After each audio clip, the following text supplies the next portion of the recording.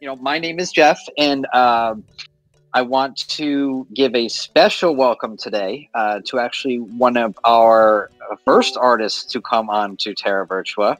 Her name is Amrita, and I don't want to take away from her introduction, but it is art by Amrita.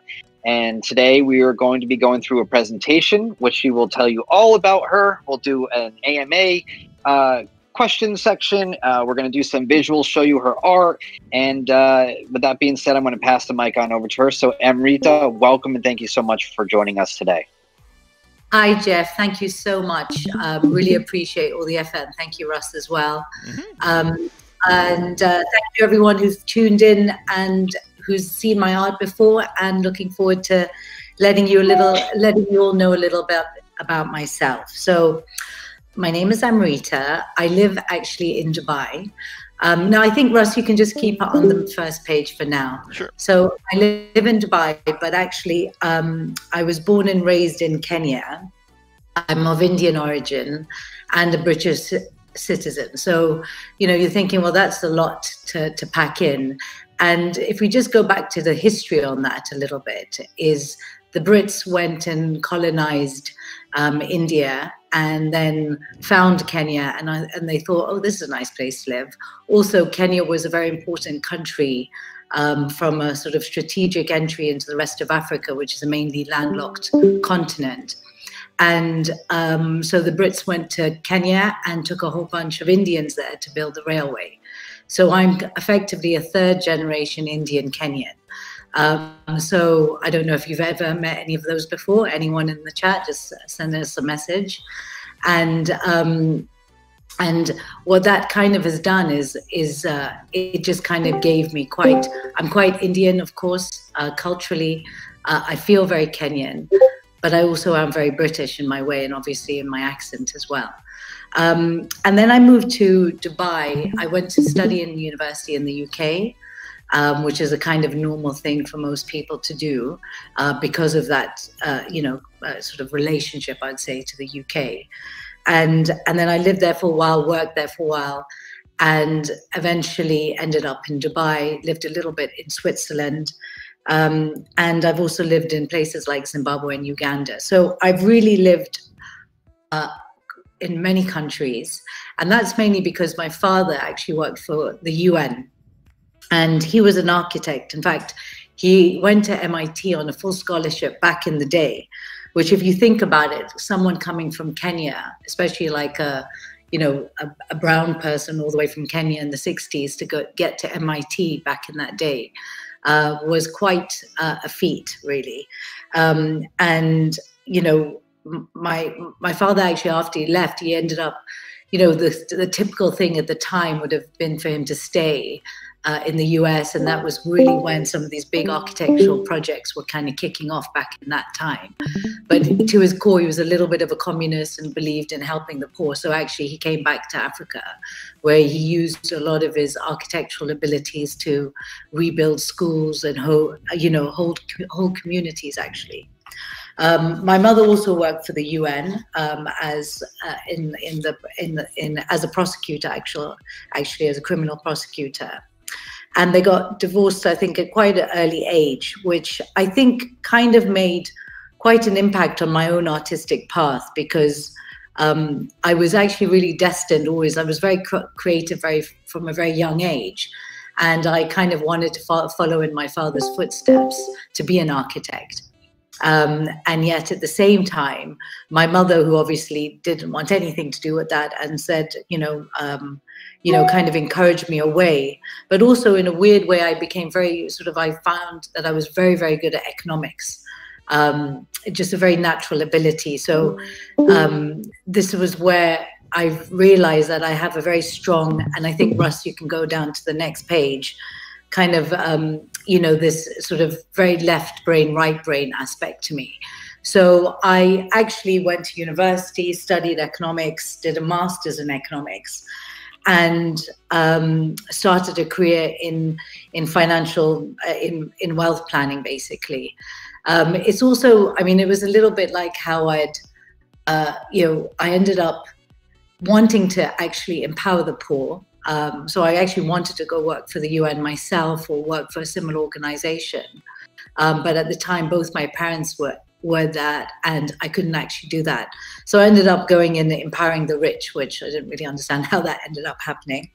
Anyway, but I think there's a kind of a pattern, I think, emerging here, that I was destined for one thing, went somewhere else.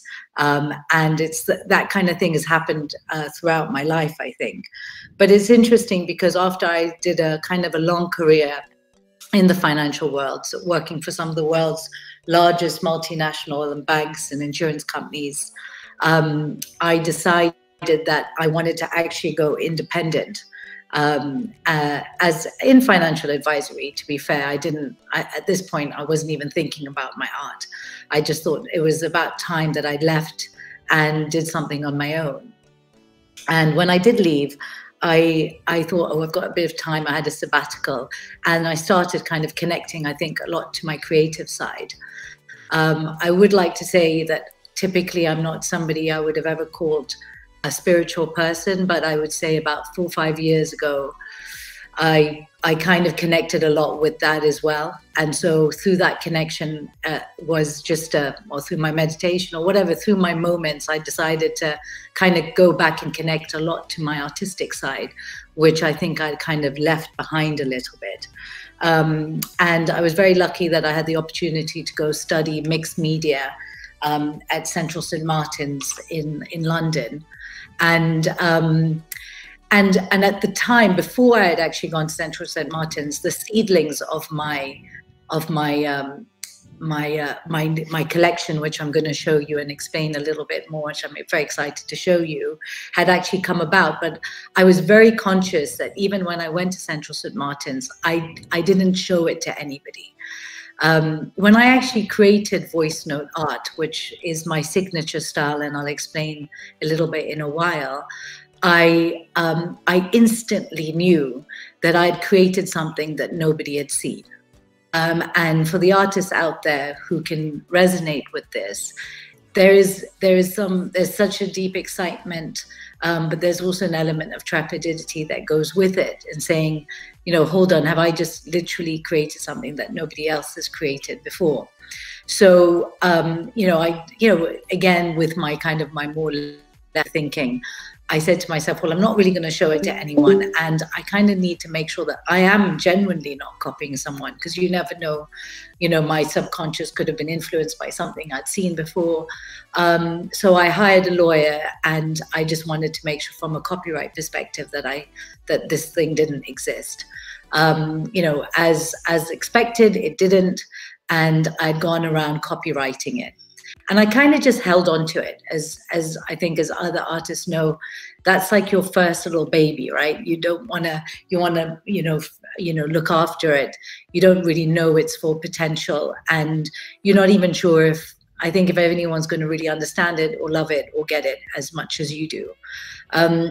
So what ended up happening is I then mustered up, I think, the courage, and once I got my copyright, I then mustered up the courage to show it to one person back in January 2019, so almost 2 years ago. Russ, I think you can go to the next slide, please. And you know, from there, it kind of has just snowballed in the last 2 years, which has just been fantastic and also kind of scary all at the same time. So I showed this thing to him in January. He was like, you've got to get it up and running. And I was like, I've never created a website before, never kind of, obviously I worked all this time in the financial world, but understanding this artistic thing and even just kind of going with how to even go about it kind of was very overwhelming. But I actually then hosted, my first thing was to host a live activation at Art Dubai. And for those of you who don't know Dubai, Art Dubai is like the art show, it's the prestigious art show in Dubai. So the fact that I straight away had never I was coming out as an artist and I was coming out at Art Dubai, with this live activation where I basically, and I'll show that to you later, I was using, because I mix a lot of the time, I mix technology with my art. So I had to find a way to mix technology with my art in a way that people could literally walk away with live art straight away. So I launched that in March 2019. In April, the next month, it was the World Art Dubai, which is the more affordable art fair. I'm sure people are familiar in their own countries. And I won the Outstanding Artist Award. I sold the most amount of pieces as any artist at that one trade show. And I was literally, I think that would have been my second month kind of showing my work. And then from there, it just kind of continued to escalate. I went to the Asian Contemporary Art Fair in Hong Kong and did a similar activation as I did in Art Dubai. And then I was selected to paint some murals at the Souk Madinat Jumeirah in Dubai. And for those of you who don't know Dubai very well, it's like the shopping center, the kind of heritage site, one of the heritage. Everybody in the UAE will know Souk Madinat Jumeirah. And so I painted murals there, which I'd never painted before, of really quite large scales. And they kind of commissioned me back again later to paint the main entrance, which was fabulous. But then, you know, in December, unfortunately, obviously, Corona ruined, I would say, the whole Expo 2020. So it's now going to be Expo 2021. I was actually chosen as one of the lead artists for Expo. So there were only 10 artists that were chosen. And so it just kind of was just snowballing. I was having so much fun. It was just so nice to see people react to my work, people who've never seen anything like it. It was just, I mean, I just loved the journey, right? And then all of a sudden in sort of March last year, Corona hit. And I thought, well, this is going to be the end of my art career, and this is all going to be over because I don't know where art is going.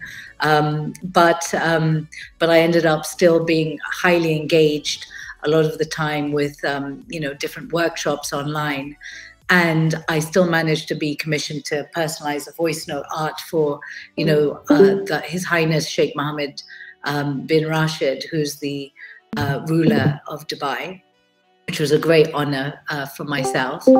I've been speaking to Terra Virtua. So I started speaking to Terra Virtua again in the summer.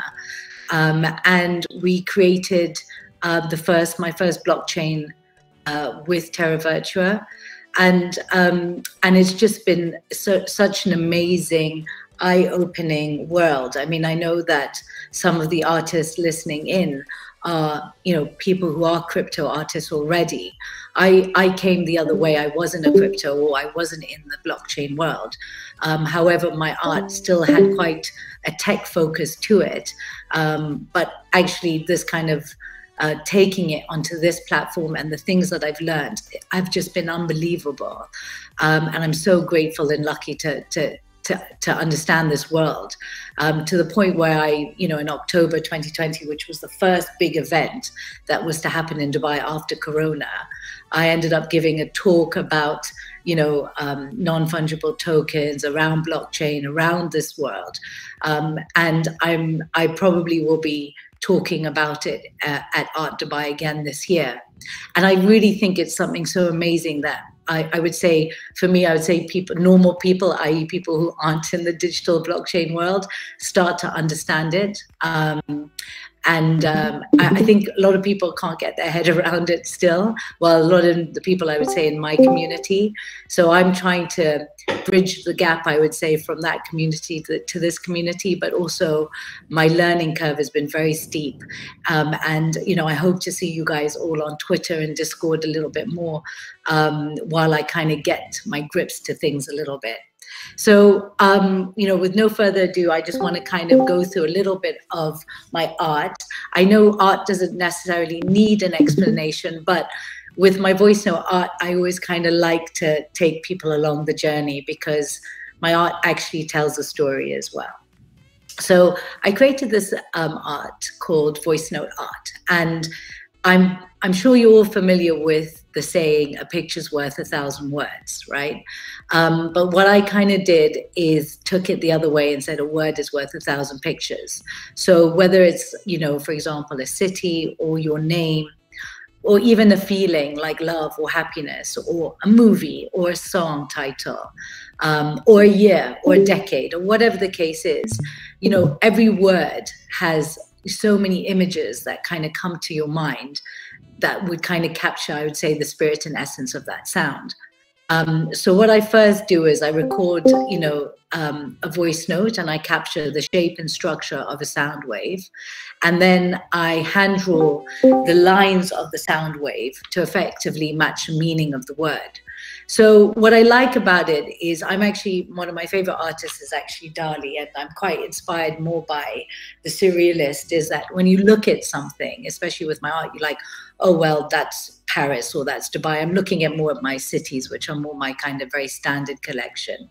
And you think, oh, you do the looking with your eyes first, and then your brain kicks in or explains to you that actually it's the sound wave. And then it's actually, it's my way of helping people see sound. And then you go, oh, okay, and then the brain kicks in and realize actually something intangible came first before that tangibility came second. We probably don't have the ability, but I do invite you to kind of go look on my website. There's a nice video of me explaining it and going through it. And Russ, if you can move to the next slide, please. So, you know, each of my artworks all come with its own QR code. And so the QR code obviously plays back the sound that made that original artwork. So I don't know if you're all sitting in front of your screens or you're looking at this on your screen, but if you can, you know, scan the QR code in front of you, you'll hear some very cute little voices. And it's just a really nice way. This is two little girls screaming their surname, and the artwork alongside it, which I'll kind of go through, is that new sound wave that they've created. And there's that interactivity, I think, with the art that I think, you know, people in this day and age are looking for, to kind of, they're used to it so much in what we do anyway. You know, we scan now QR codes for our restaurants or whatever the case is, or everything in life, we're connected to technology. Whereas I find with art still, it kind of still is lagging behind.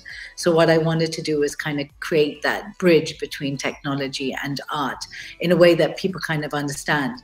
I have a bit of a funny story, actually. Before Corona, believe it or not, and I'm sure a lot of you techies out there will just laugh at this, but I had to do videos, how-to videos on how to QR code before Corona.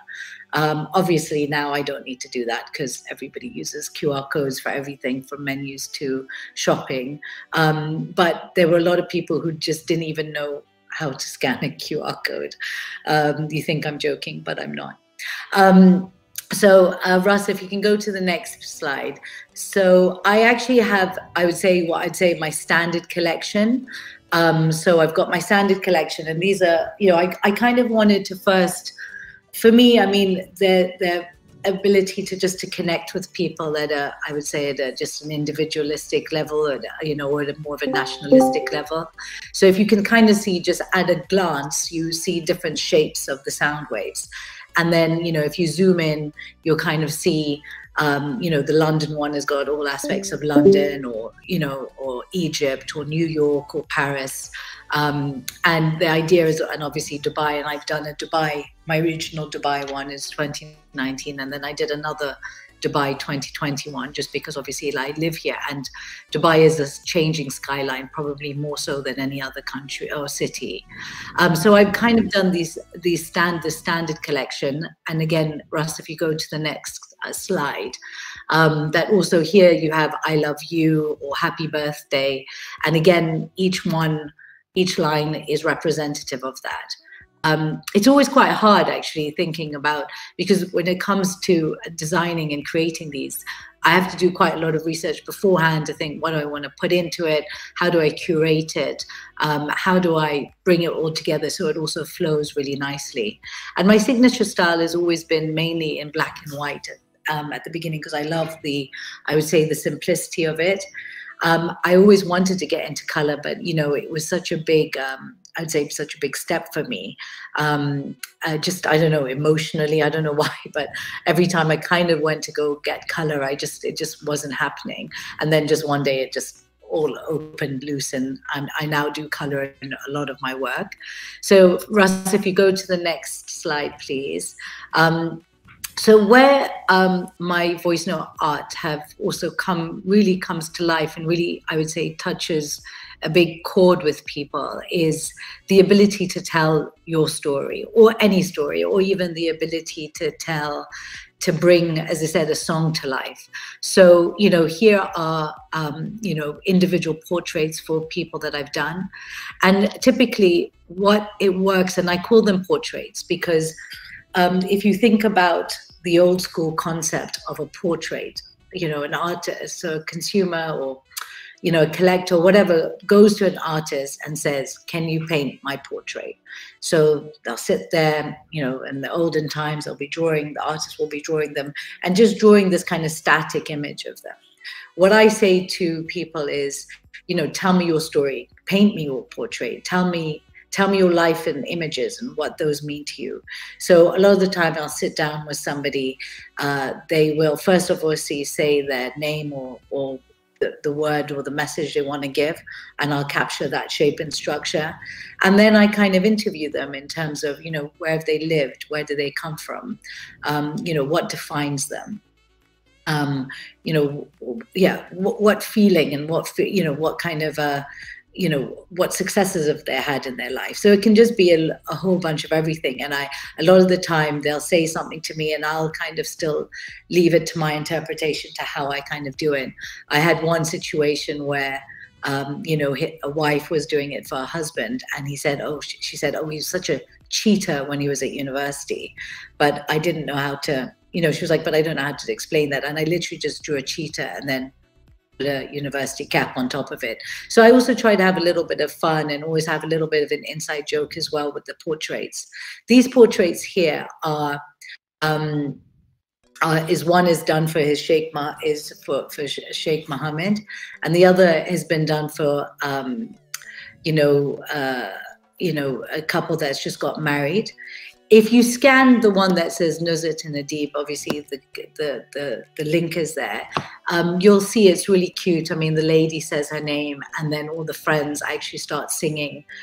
There's a real personability to it. And what I kind of like with this is that you can kind of take it to so many different places. A lot of the time, I've been actually speaking to a client of mine who's thinking about actually creating one for his grandchildren, and then when he passes away, this would form part of the will, and actually his story will be told with this, and it kind of keeps that mortality kind of there, in that sense that they can always scan that QR code, listen to the stories that person wanted to tell, or you could literally do a whole family tree. I mean, the idea is literally endless, because even for your own name, if you think what you would put in your own voice note art, think about that, and then maybe ask your partner or your mother or your father or your children what they would put in it. And the whole point is it's always different. The images will always be different, because the image that you leave behind to people is also so within that person as well. So there's a lot of duality, there's a lot of complexity, and that's why even picking the images and deciding what to draw is also part and parcel of creativity, but also part part of the difficulty as well, I suppose. So if you kind of go to the next slide, is this one, the most difficult of all. I actually just, this is my most recent piece, so I thought I'd put it in there. But you can kind of also see a real change in my style, I would say, from my earlier works to this. This is the one I've done for my husband. He just turned 50, bless his cottons, and he just got corona 2 days ago. So poor thing is fighting a fever at the moment. But this is his voice note art. And you can see from the light, the colored dots, I would say, that run through it. He's also very spiritual, and he always used to, he's the first one who always used to say to me, why don't you put more color in your work? So I wanted to hit the chakras of the body, as well as obviously the colors there. So each artwork in itself, I could spend a while telling you what they're all about and the story behind them. And I think that's what it is. It's just so, it's a word is worth 1,000 pictures, but then the picture then becomes also worth 1,000 words. So it kind of is a virtual circle in that sense. My next, and I just put sorry, just to go back, Russ, there, is when you scan the QR code, you'll always see the sound wave kind of imposed in the background as well, just for people to kind of get that visual. I don't believe I need to make it so literal, but I think people quite like seeing it. That's why I put it more on the QR code than rather in the artwork. And then the next slide there is one that I've just completed. This is maybe sort of more familiar to everybody because those are more personalized ones before. But this was my 2020 voice note art portrait. And again, if you all remember 2020, it was some kind of a year. And, just thinking there was so much that happened. There were so many ways on how one could portray it, but, selecting what to put in, how to put it. I don't wish to be political as well, so I try not to be as much as I can, but I'm trying to also tell the story that has happened over the year. And so obviously I put I used, if you can see, it says kind of 2020. So the two people are almost the peaks of the sound wave, where it says 20 and then 20. And then I use those peaks of the sound wave to then create this 2-meter distance. And from that 2-meter distance, if you can see, it kind of just happened almost naturally, purely from the symmetry of the sound wave itself. You end up kind of seeing this box, and we ended up being boxed in for the whole of the year. And in the middle, it says, I can't breathe, and you've got coronavirus. And, the words I can't breathe were very important to me, because I can't breathe because obviously, I've got corona, and that's what happens when you have corona. If anyone knew I was wearing a mask, it's pretty hard to breathe. And then also, that was also in reference as well to George Floyd's I can't breathe with the Black Lives Matter. There's a little bat that says Wuhan and the Chinese flag. And then I wanted to put the home literally in the heart of it, because that really was the heart of it. And so things like, having all the, I don't know, because obviously because of my financial background, I've got this kind of the FANG stocks, and, there are all the companies that, guess what, we ended up using, right? So, but then there's lots of heartwarming stories of how, people were singing on the balconies in Italy, clapping for the healthcare workers, some moments of peace deals happening. So, in my mind, I wanted to just kind of capture what 2020 was. And I look forward to doing the same in 21 at the end of this year. But I do hope I'll be telling a little bit more of a different story. And then just going to the next slide, this is just a little bit around, anyway, my entry into the digital art world.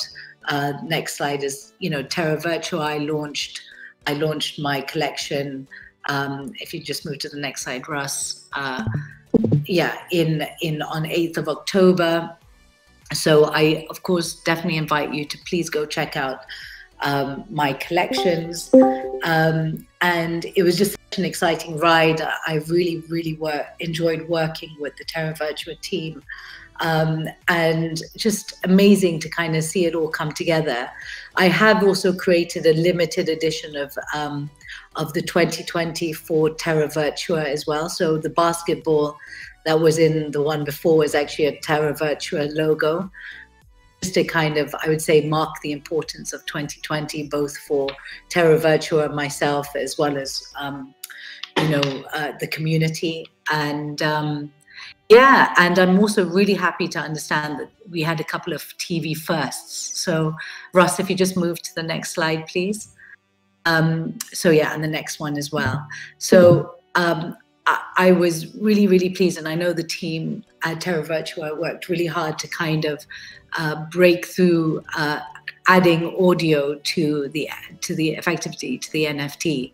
So I have 3 animations in my collection, and the original animation is my Voice Note Art Dubai 2019 wave, because effectively what I wanted to show is how could I show the animation, or instead of kind of, I've gone through and explained this to you, but within a couple of seconds kind of just show the sound wave coming up, or me saying the word Dubai, the sound wave coming up, and then the lines of the artwork coming up as well. And I really invite you to go and have a look at that animation, because it was really actually the first one. And it really tells the story quite nicely within a couple of seconds. And it was the first time, I think, from my understanding, I don't know, don't shoot me if I'm wrong, but I believe that it's the first time there's been audio added to an NFT. The second one, and if you can just scroll to that, Russ, is, the first highest individual art sale on Terra Virtua, and that was in October, and that was for my 2020 voice note art, for I would say the 2D image. And then what was really exciting is that in December, if you just move to the next slide, Russ, we sold the first animated NFT. No, it's not the first one that's been created, but the first one sold, if that makes sense. And that was also a new first, because that price overran the first price. So, I mean, it's not so much about the money, it's more about the fact that,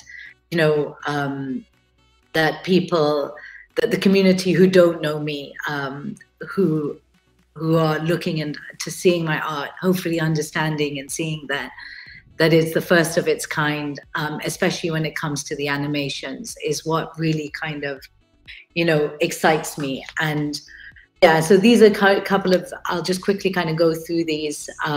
These are this is the live activation that I did at Art Dubai. So here, this was where people would come, they would speak into the microphone, say their name. We would capture the shape of their structure of their sound wave.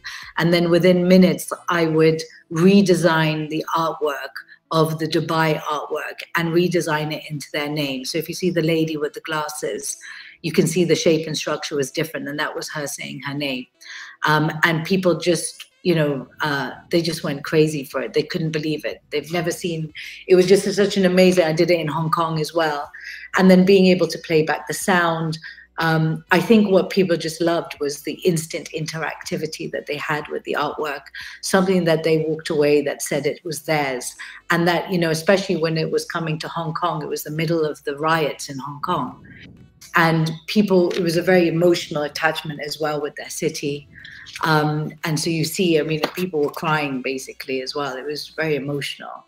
And then these are some of the images of me painting some of the murals, just to kind of give you some of the idea of some of the physical work. If you just go down, Russ, as well to the next slide. So these are some other bits and pieces. So always a bit of playful. And then the last slide is, me doing an art workshop with Expo. So, I mean, that's just a little bit about me. What I would kind of like to end is just that, for me, it's an amazing, amazing feeling that I've just overall, along my journey, just been able to go back and, I would say, follow my passion. But also seeing and creating something that literally has never existed before. Loving hearing people's reactions to it, how it lights up, how the brain and the mind and the eyes are all working at the same time. And then it's also been really interesting to learn both so you can see here, it's got the animation. Thank you, Jeff. Thank you, Russ. That's awesome. So you can see the animation comes up there. This looks awesome. That's why I loved it. Wow, Amrita, I mean, that was quite extensive, and that was absolutely amazing for taking us through that. Tons of information. I hope I didn't give too much. I just thought. No. It was great. It was very in depth, and I think this is what's really intriguing, and partially a definition of why we want to do these artist spotlights, to really understand the person behind this artwork, the person behind the images that we're seeing. It's just really humbling to hear your story and, hear your rise and the come up, and how you, transferred from traditional art, the problems with COVID, into the blockchain space. And obviously, digital art is a much better space to sell right now with what's going on in the world. I mean, I know Dubai is one of the front runners in getting that cleaned up. Jawad, our CTO, is actually from Dubai, and he tells me stories all about, what they're doing with drones, cleaning stuff. So it's always interesting to me. But yeah, thank you for that. And I think, as everyone in the community can see right now, Russ is giving you a walkthrough through Amrita's gallery. I will say, she has mentioned she had quite extensive art sales on the Terra Virtua platform. And I know her and I even spoke, and she wanted to get everybody involved of all financial levels. So I know there are even some pieces on there for only $200 right now, USD, of course. So if you aren't familiar with Amrita's artwork and you want to start collecting a piece from her, there are a few levels for everybody on there. So definitely check that out. That's an interesting point, Jeff, because obviously, when I have come into this world, I mean, this is one of, and I think other artists resonate. It's one of the hardest things to do is to price your work. And what I didn't want to do is I wanted to make sure that I kept the rarity for most of my pieces. So most of them you'll see are minted one of one. But then for some pieces, as you rightly said, I wanted to make sure that people who didn't understand my art, who wanted to get a bit more familiar with me, were able to come in at a different price point. But even though, it's like I wouldn't be minting any more than 10 pieces for one artwork, but most of my collection is one of one. Yeah, totally. And we have an artist in here, Mandel Sage, who's going to be coming on as well, doing a spotlight soon. And she said the same thing. She said, pricing her work has been the hardest part. And I always think that's intriguing, right? I mean, myself as a collector from, more collectibles side, I've just really starting to, I guess, really build up my experience on art curation. Of course, onboarding artists is really being helpful to that. But I've noticed that too. I see there's quite a differential in what people tend to do for their strategy in regards, perhaps a one-of-one piece for multiple thousands of dollars. Is it going to be a collection set, like what an artist that came on Fabiano did, and was do it at cheaper prices and let people collect the whole set. So it's always interesting. Price discovery, I think, is very important. I think, just like you and I have had conversations in the past about pricing, artists ask me, who have been on other third-party platforms as well, how am I going to price? And I say, it's just really trial and error. I think the most important thing that people want to do is eventually have their own sort of crowd and their own sort of fan base that is very interested in, like Picasso. I'm sure there's people out there, and very wealthy people, that try to collect multiple Picassos for their house. And I think when you're investing in an artist and learning about an artist, it's important to let all levels get involved. And there's a gentleman, a very large trader in the blockchain space, that I think started in this market with like $50. And, now he's doing $100,000 trades. So I think it's always important to not only leave room for the exclusive one-of-one high-priced items, but also keep it inclusive for people that are just starting experimenting in the blockchain space, people that are experimenting in collecting digital art, or, perhaps an artist themselves that just enjoys the whole art world as a whole. And I think it's important to price all that in, while, like you said, providing enough comfort and rarity. So, there's 5,000 of this artwork out there, you know, and they're priced so cheap, and it doesn't feel exclusive. So I feel like the way you've done it was great. You know, you have high-end pieces that are extremely rare, and you have some pieces, I believe, that for $200 that are 1 of 10s, which are, in my eyes, also extremely rare. So I believe, you know, for those listening out there, or artists that might have been listening or joined to ask questions about this, I think it's important to say to yourself, well, who's going to be the next big collector of my artwork, or collector in general, and how would I get that person starting to collect and curate their collection into my artwork? And I think being able to open pricing for all levels of people just makes it overall more enjoyable. And I think it also makes the high-end one-of-one expensive pieces stand out that much more, because you know how exclusive they're going to be. So I just wanted to put that out there. Here's a good question that we got from Arona. I hope I'm pronouncing it right. Forgive me if I'm not. Who are your favorite artists, and which one has made the greatest impact on your art? I would definitely say, like, without a doubt, and is Dali. I've just loved him from a very, very young age. And I quite love surrealistic artists, but what I love about just even surrealistic art is, I always use the idea is that, you know, if you imagine, you know, you've never, like, you can't see, and then all of a sudden you can see. It's amazing the difference and the interconnectivity between the brain and the mind, and the eyes, sorry. So, like, for example, if you've never seen before, you see a table with the objects on it. Now, for you, you don't know, your brain doesn't know that those objects are different to that table, because before you've picked up that thing. So that object can look like a weird shaped object rather than a table plus an object. And that's what I like. I think I just like to kind of confuse the viewer, not know, are they looking with their eyes or their mind? And that for me is a little bit where I kind of get my inspiration from that surrealistic world. That's awesome. And I know actually someone internally on the team even told me a lot of your shapes remind her of Dali's giraffes.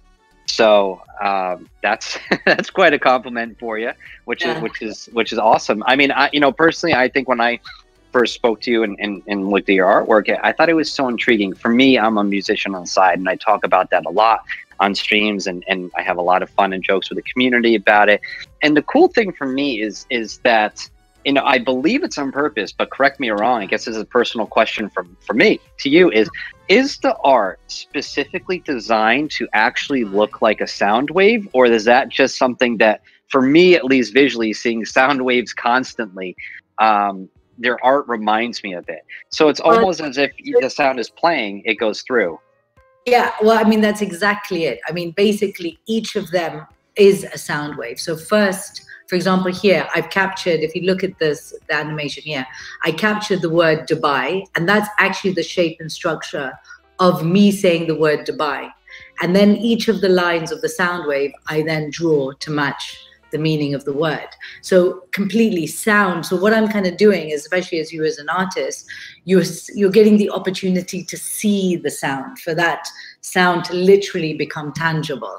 So for example, like I would, you know, I think one of I've not got into doing kind of work, like I did it for a personalized one, but, you know, actually song titles or a snippet from a song where you then, you know, bring that song to life. And that could be so, the great thing about what it is it's so subjective. Like you could, you know, as you, like one song can bring so many different images to one's mind about where they were at the time. So you're, say if you take like, you know, I don't know, like whatever song, your idea and the images that come up when you hear that song will be totally different to my one. And that's what makes the art quite interesting, is that for that same clip, you can have thousands of pictures that represent that same sound.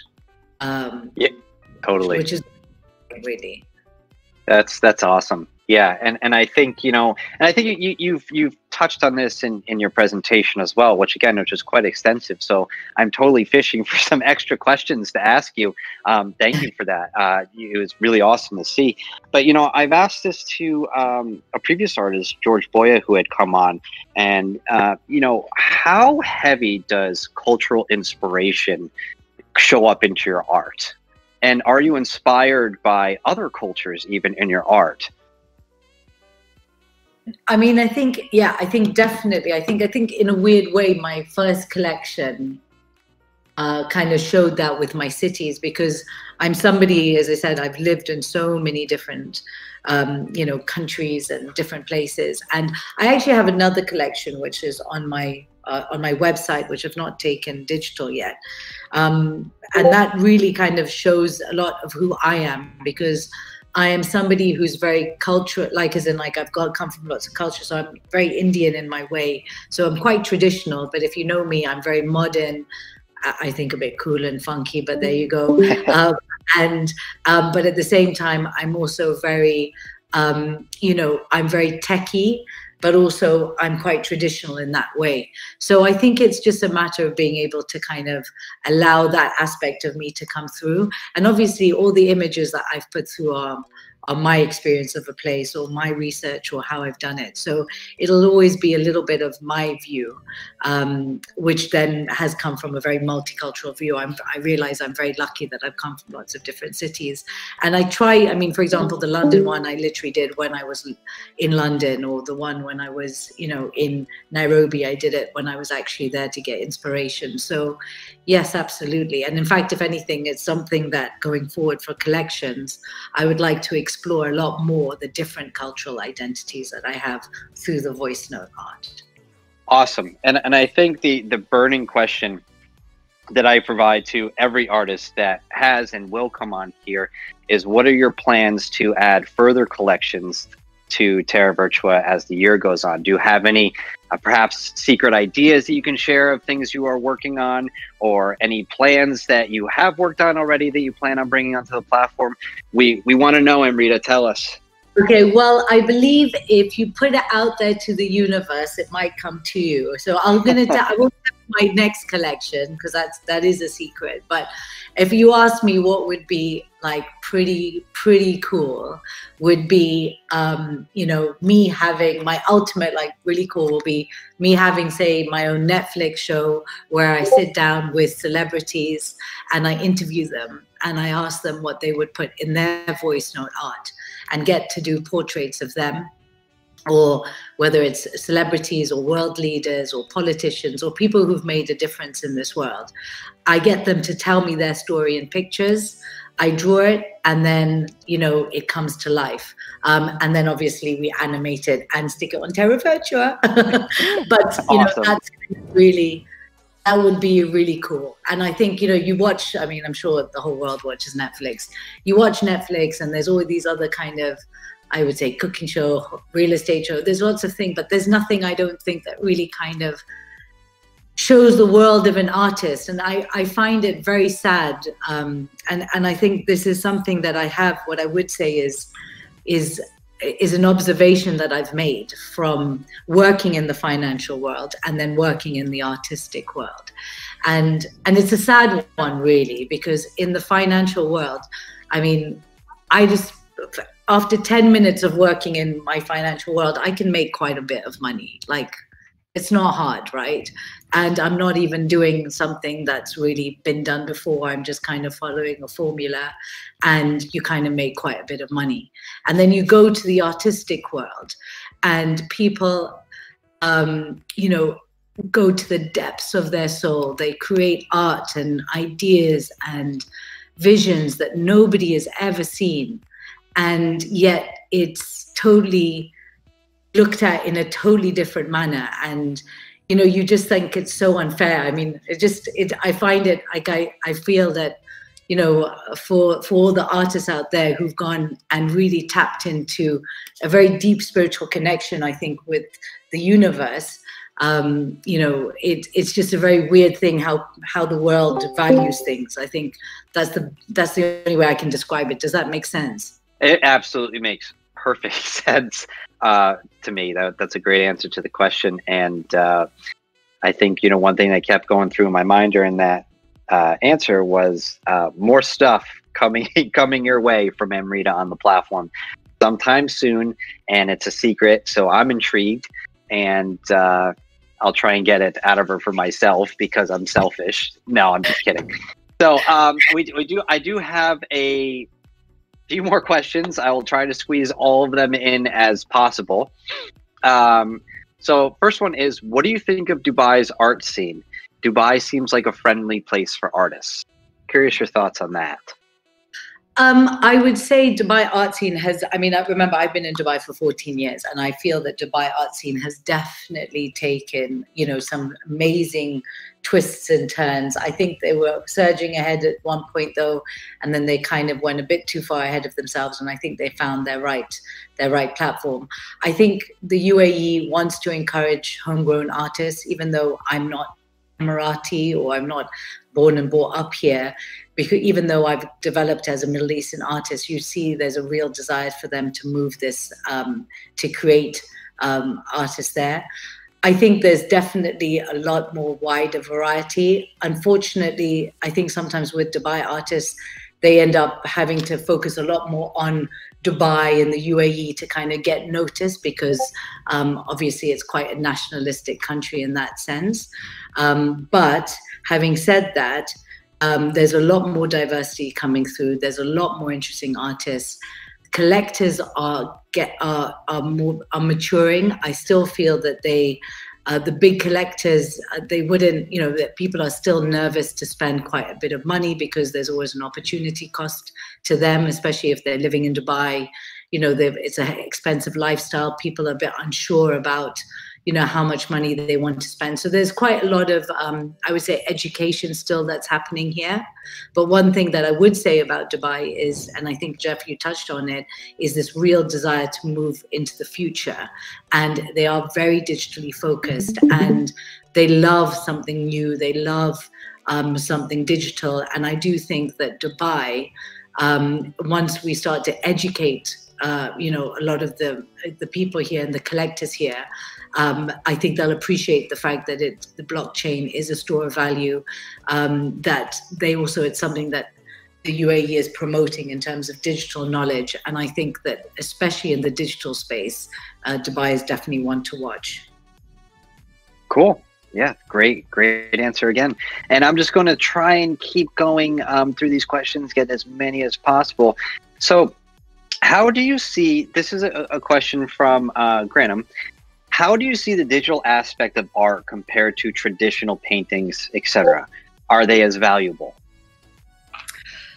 Well, I mean, I think the biggest, the number one, the net answer for that is your collector, or people, majority of people, other than in the digital community, most people outside the digital community, they cannot get their head around the fact that they would buy a piece of art that they can't physically put up on their wall. And that's the one thing that I find, that when I'm talking to a lot of, I would say, my traditional collectors, or even people that I know in my world, they can't understand why they would have something. And then I kind of liken it to a Kindle, and then they kind of get a little bit more, and they understanding it a little bit more. But the traditional art world is, people love to see it. They love to feel it. They love to put it on their wall. And they love it to be part of the energy. I find that if I explain it to, you know, anyone under 25 in Dubai, they instantly get it. And I think the whole world of like Fortnite and all of this, where people buy things like shoes and whatever, swords or whatever the case is that people, they very much understand the value of that digital piece, is the same excitement they would have of having a physical piece. So I would just say that the difference, to answer your question, is I find that from the traditional art, your traditional art collectors struggle with understanding why they, other than a store of value, why they would then buy a digital art piece. But obviously, the more you explain it to them, the fact that, you know, there's the straight provenance, that you know, all the great things about digital art, that, you know, that they can't get damaged, that, you know, the artist always gets part of, you know, will always be part of the royalty. They're taken along on that journey. You know, it's a very more decentralized, it's a more sort of democratic view of art. It opens it up to a global, you know, global sense. You know, all of a sudden I was being very restricted as a traditional artist to my UAE space. But now all of a sudden the globe is my, you know, is my playground. And then that also opens me up to creating art that speaks to everyone globally. You know, the reason why my 2020 artwork has been the most, I would say, popular is because it spoke to everybody globally. And I think that, if you want a bit of a sneak peek into my next collection, will be things that speak to people on a more international scale. Awesome. That's great. So, all right. So I have 2 more questions for you. Perfect. And then I promise I'll give your voice a rest. But I appreciate you answering all these. So this is my voice is deep anyway. So. Oh no. So this is a question from Magmaster. He said, "I can hear a certain humbleness and experience in the traditional art scene. Do you believe that blockchain will break barriers in regards to the place females have in the art world and provide a multicultural friendly environment?" Well, I definitely hope so. I mean, I'll make a confession. I am a little bit intimidated in this crypto art world because I also feel that I don't know how many women there are, but it doesn't seem like there's many of them. And I also feel like I need to have a really cool name, which I don't. So maybe I need to make. The art speaks for itself. I love the name. I think the name and the branding is associated, you know, in parallel to the actual artwork, right? You know, it kind of goes, I think, you know, going back even to music as an example, you know, you look, or even traditional artists, look at back, you know, Da Vinci, Dali, you know, we look at a lot of these really, Picasso, they were just, it was their names, right? You know, they didn't have to go any type of other moniker or anything about that. So no, I wouldn't get that out of your head now. No way. Let the art speak for itself, and you're identifying yourself for who you are. So I think that's pretty cool. And I think, to answer the question and to go off what you just said, Jeff, is, you know, actually I find while I am intimidated by it, I feel the most at home in this digital art world, because exactly that. It almost doesn't matter about where I come from, whatever the case is. It is all about my art. And obviously, you know, it's always lovely to know the story behind, but just in itself, take away the artist, in itself, the art. I want the art to literally speak for itself. And I find I've been so welcomed by people like you and the rest of the Terra Virtua team that have encouraged me to kind of make that move from traditional to digital, and just being able to make that move, right? So thank you again. Yeah, no, of course. And we're absolutely happy to have you here. And let me go, there's actually one more question I wanted to get to. And it's an interesting thing, since we're talking about artists in the blockchain space, or, you know, crypto art, digital art, we can always have that argument. What do you name it? The question is, have you had a chance to look into any other artists in the blockchain field yet? Or, you know, is your head down working? And if so, you know, have you ever thought about collaborating with anybody in the space? The first answer to that is, you know, it's I've not looked too much because, as I said, I've just kind of I'm a little bit overwhelmed by it all, and I've just kind of been trying to kind of get my head around where I need to get to. But that is definitely on my list of things to do. I've already started following, you know, some of the artists on Twitter and Discord, and I'm kind of an Instagram kind of person, which I'm trying to kind of break out of. But I definitely, obviously, looking at some of the artists that are going to come up this week, I'm really excited to see them. Obviously, I'm familiar with Nick Percival's work that he's come on, but, you know, looking at, you know, some of the new artists that have just been put on Terra Virtua. And then the second question was, so I definitely, I'm not out of lack of desire, it's just been out of lack of time that I've not had a chance to look at other artists. But I definitely, you know, if I come asking silly questions or just say hi, then you know it's me. And then the second question, it was a good question, but I've forgotten it. Oh, so do you have any plans to collaborate? And, you know, let's change, actually just edit that question. Do you have any plans to collaborate in general with anybody? It doesn't necessarily need to be crypto artists. Yeah, but I would definitely love to collaborate because my art completely lends itself to collaborating. You know, even just say, even let's just even take Terra Virtua. We can take we can take the word Terra Virtua, and you know, each one of the bots could be a different line in my artwork. Or you know, I could collaborate with, you know, an artist, another artist, crypto artist that's very kind of clear in their, you know, in their style, and we could totally find a way to tell a joint story, not just about our lives, but it's like, let's pick a topic. Let's even pick a concept like gratitude or happiness, or let's pick a song title, or collab with, take a movie and get some, you know, maybe Terra Virtua can help us get some, you know, links with some movie titles. And then we could collaborate with that on artists and with the sound wave. So it completely lends itself to that. And I would be very open to it. That's awesome. That's great. Yeah. And I personally would be looking forward to that. I think a lot of people that are just discovering your art would love to see that. And I've seen a lot of artists have success with that. And it could just be me from an optics point of view, but I've seen a really heavy increase in collaborations around the space. You know, I think we've seen collaborations with both traditional artists and crypto artists, I guess we can call them if they're in the space already, and come out rather recently across several different platforms, which is even exciting for us because there's starting to be a reach. And just like you, I would classify you as a traditional artist that has stepped into this space and now is both a traditional artist and a crypto artist. So I think as those options are explored by you, definitely keep us in tune with what you're doing, because I would just be personally intrigued myself with that.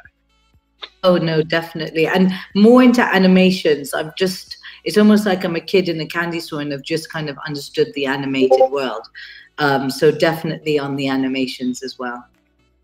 Cool. Really awesome. All right. Well, before we wrap up, I will give the community, everybody either on Twitch or Discord, about another 10 to 15 seconds. If you have any last questions before we let Amrita go, type in now. Give everybody about 10 seconds, see if we have any more. I think we had a lot of questions for you so far. So let's see what's... Yeah. And obviously, you know, depending if people type any questions or not, I definitely wanted to thank you for coming on today. You know, it was quite enjoyable learning a much deeper background about yourself, your art, you know, where you're from. I think that's so important. You know, we spoke about that last week and Friday, actually, about how important it is to kind of really put, you know, the personality and the person behind who's the face behind the painting. So, looks like we don't have any life. So, oh, totally. And I think it's so important as people, you know, invest in you, invest into art, or any artist for that matter. It's important to, I just feel if there's a connection there, it makes it that much more important. And I think, you know, for me, some of the collectibles that I own, there's personal stories attached to it. There's perhaps even personal friends that have worked with me to achieve certain collectibles, whether both digital and physical. I mean, one of my close friends, Dan, who works with us, Crypto Block Dan, has become such a good friend of mine. And we started by, you know, talking about collectibles, art, other tokens, etc. So I think, you know, establishing a personal connection through your brand with your customers is just so crucial. So, all right. So it looks like we don't have, I'm sorry, go ahead. Just to close that off, and to Meg Master's point, I would say, I mean, I would love to hear other artist stories, but I think, you know, I don't know how many Indian, Kenyan, British, Dubai, Swiss artists you're going to find. And I just look forward to understanding what other kind of artists they are out there and their backgrounds, and just how amazing this community is, because it actually just brings people you would never think to bring people together on. So that's exactly it. And on that, and I want to end exactly on that statement, because that was a perfect way to end. So I don't see any more questions coming in, but again, I do want to repeat myself and say it was an absolute pleasure, and I know I could speak for the community as well, for having you spend some time going through your presentation and walking us through some of the questions that the community had. So Amrita, thank you so much. And for those who are listening or watching out there, definitely check out Amrita's work on Terra Virtua, terravirtua.io. There are price ranges for everybody, so if you wanted to scoop some, they are quite rare, regardless of the price level, so go check them out. And Amrita is on Discord, so if you have any questions for her directly after this, by all means, please feel free to connect with her. I know for a fact she'd be more than happy to have a chat with you about art. So again, Amrita, thank you. And to our community, thank you so much for joining us yet again. And we shall be back tomorrow with our next artist on our Artist Spotlight series. Thank you, Amrita. Thank you, Jeff. And thank you everyone who's listening in. Have a lovely day or evening ahead.